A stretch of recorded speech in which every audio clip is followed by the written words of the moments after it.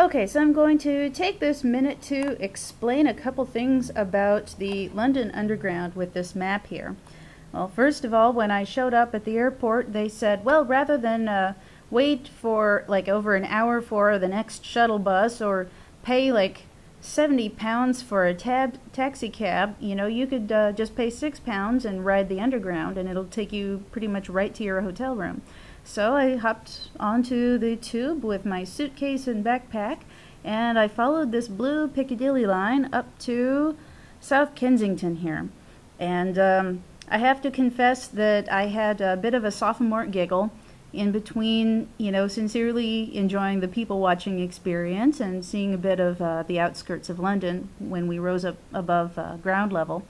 But you see, the thing with the Piccadilly line going eastbound is that every stop they would announce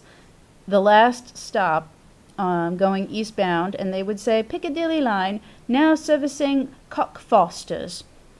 And yes, I have to confess that did kind of throw me for a second, but I have to really admire the British culture for retaining a name for a neighborhood like Cockfosters,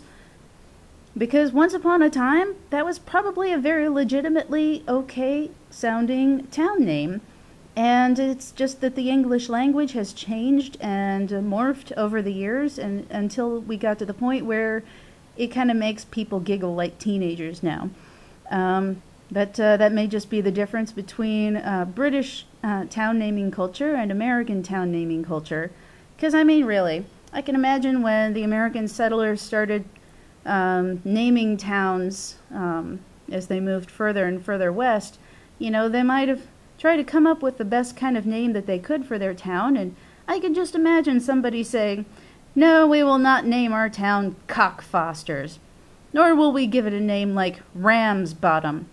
No, we need to pick a more dignified sounding city for the namesake of our town, so let's call it something like Athens, or Cairo, or New Berlin. Now that's classy."